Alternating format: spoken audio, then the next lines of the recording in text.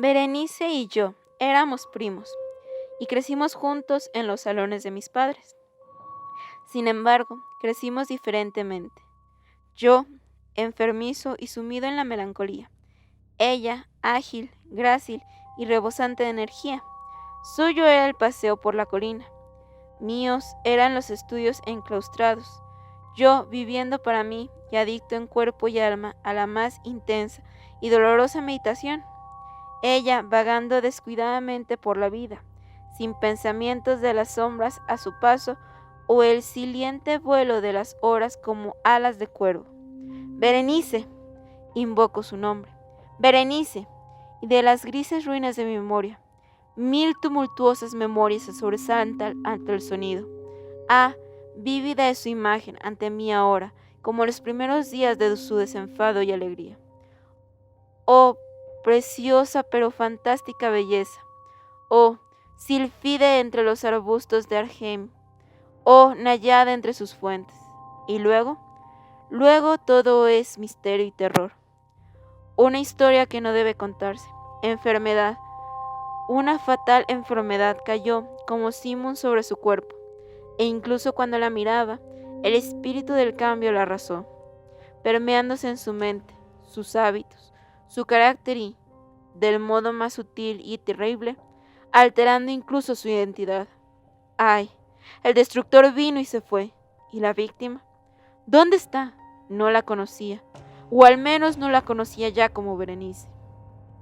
Entre la numerosa serie de enfermedades que inducía aquella fatal y principal que desencadenó una revolución tan horrible en la moral y el físico de mi prima, cabe mencionar que la más angustiante y obstinada en su naturaleza era una especie de ataques epilépticos que no, con poca frecuencia, terminaban en un trance muy parecido a una disolución positiva y de la cual su recuperación era, en la mayoría de los casos, sobresaltada y violenta. Mientras tanto, mi propia enfermedad, pues me han dicho que no debo darle otro nombre, mi propia enfermedad creció rápidamente y asumió finalmente un carácter monomaníaco, de una forma nueva y extraordinaria, ganando vigor cada hora y cada instante, y en cierto punto obtuvo sobre mí el más incomprensible predominio. Esta monomanía, si así he de decirle, consistía en una morbosa irritabilidad de esas propiedades de la mente que la ciencia metafísica determinaba de atención. Es más que probable que no me dé a entender, pero temo, ciertamente, que no es posible expresar a la mente del lector general una idea adecuada de esa nerviosa intensidad de interés que, en mi caso, los poderes de la meditación, para no hablar técnicamente, se ocupaban y sepultaban en la contemplación de los objetos más ordinarios del universo. Reflexionar largas e infatigables horas, con la atención fija a una trivialidad en el margen o en la topografía de un libro, absorberme gran parte de un día de verano en una pintoresca sombra que cae oblicuamente sobre el tapiz o el suelo, perderme toda una noche mirando la constante llama de una lámpara o las brasas de un fuego, soñar días enteros con el perfume de una flor, repetir, monótonamente, una palabra común hasta que el sonido, a fuerza de la frecuente repetición, dejaba de expresar cualquier idea a la mente, perder todo el sentido del movimiento o la existencia física, debido a la absoluta inmovilidad corporal por un largo y obstinadamente perseverado tiempo. Tales eran de los más comunes y menos perniciosos caprichos inducidos por una condición de las facultades mentales.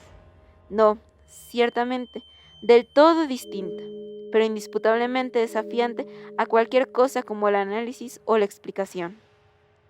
No obstante, no me malentiendan, la exagerada, seria y morbosa atención exaltada por estos objetos, en su naturaleza triviales, no debe confundirse en carácter con la propensión rumiante común de la humanidad, más especialmente consentida en personas de una imaginación apasionada. No era ni siquiera, como podría suponerse al principio, una condición extrema o una exageración de tal propensión, sino primera y esencialmente contraria y diferente. En el primer caso, el soñador o entusiasta que se interesa por un objeto usualmente no trivial, pierde imperceptiblemente de la vista su objeto en un bosque de deducciones y sugerencias que surgen de ahí, hasta que, a la conclusión de sus ensoñaciones, a menudo repletas de lujo, descubre que el incitatenum, o primera causa de sus reflexiones, se ha desaparecido del todo y se ha olvidado.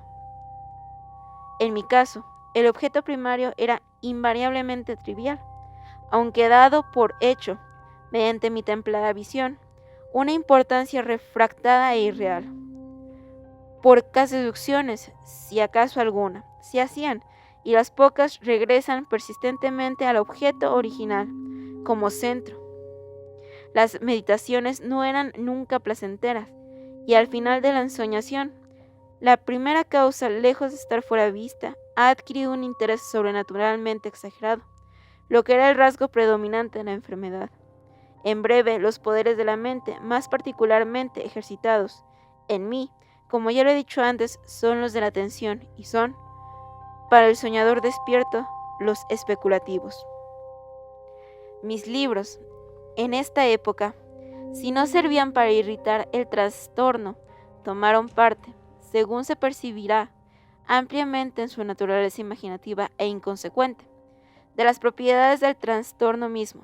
De acuerdo bien, entre otros, el Tratado del Noble Italiano, Coelius Secundus Curio, de Amplitude Beati Regni Dei, la gran obra de San Agustín, La ciudad de Dios, y de Tertuliano, De carne Christi, en el que la paradójica frase mortus est Dei filus, credibil est quia ineptu est, et sepultus resurrexit, certum est quia impossibilit est, ocupó todo mi tiempo por muchas semanas de laboriosa e infructífera investigación.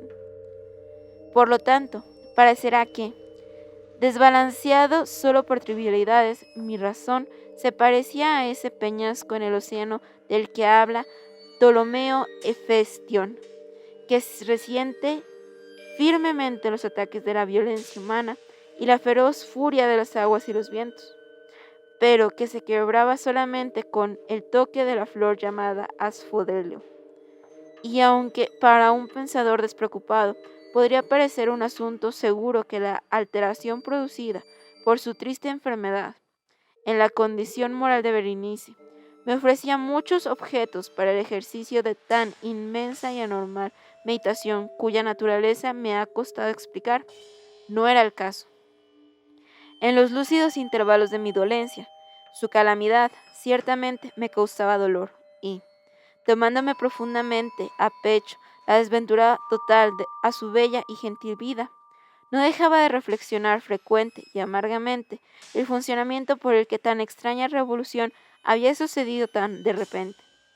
Pero estas reflexiones no eran parte de la idiosincrasia de mi enfermedad, y eran las que hubiera tenido bajo condiciones similares a la ordinaria masa de la humanidad.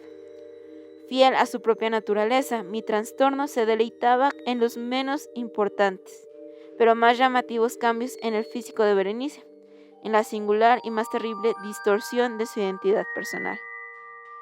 Durante los más brillantes días de su belleza sin par, nunca la amé.